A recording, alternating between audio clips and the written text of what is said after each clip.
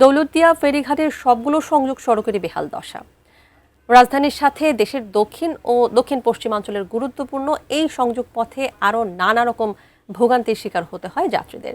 দৌলতদিয়া ঘাট থেকে সরাসরি যুক্ত হয়ে আরও জানাচ্ছেন মাসুদ রেজা শিশির। শিশির, এই যে এতগুলো ভোগান্তির কথা বললাম, এই বিষয়ে আমাদের একটু বিস্তারিত জানাবেন।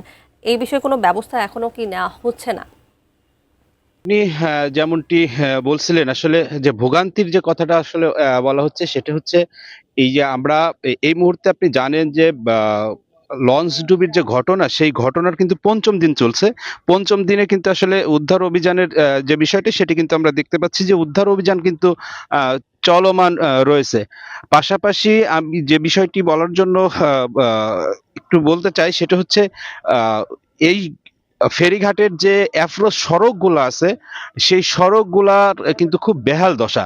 আমরা দেখেছি এই দুর্ঘটনাটি হওয়ার পরে আহ, তড়িঘড়ি করে আসলে এই অ্যাপ্রোচ সড়কটি কিন্তু আসলে সংস্কার করার একটা বিষয় কিন্তু আমরা দেখতে পেয়েছি।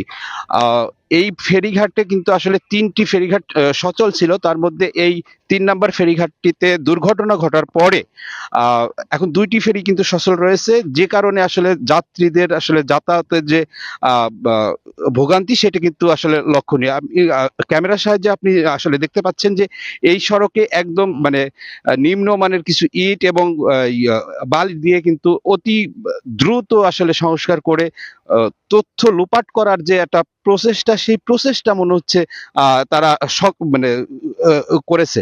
আপনি যদি আরেকটু দেখাইতে চাই, দেখেন এখানে কিছু ইট নিয়ে এসে রেখেছে। মানে রাতের আধারেও কিন্তু এইগুলা কিন্তু এরকম করছে বিভিন্ন সময়। তানিয়া যদি সবশেষ এই কথাটি বলতে চাই যে 26 জন মরদেহ, 26 জনের যে মরদেহ সেই মরদেহ কিন্তু আর ফিরে আসবে না। তদন্ত কমিটি হবে, তদন্ত কমিটি হচ্ছে। আজকে তদন্ত কমিটির নৌ পরিবহন মন্ত্রণালয়ের যে তদন্ত কমিটি সেই কমিটির যিনি চেয়ারম্যান সহ যারা আছেন তারা কিন্তু এই ঘটনাস্থল 1-1.5 ঘন্টার মধ্যে আসলে পরিদর্শন করবে। তানিয়া, এই ছিল আমার কাছে রাজবাড়ীর দৌলতদিয়া থেকে সর্বশেষ।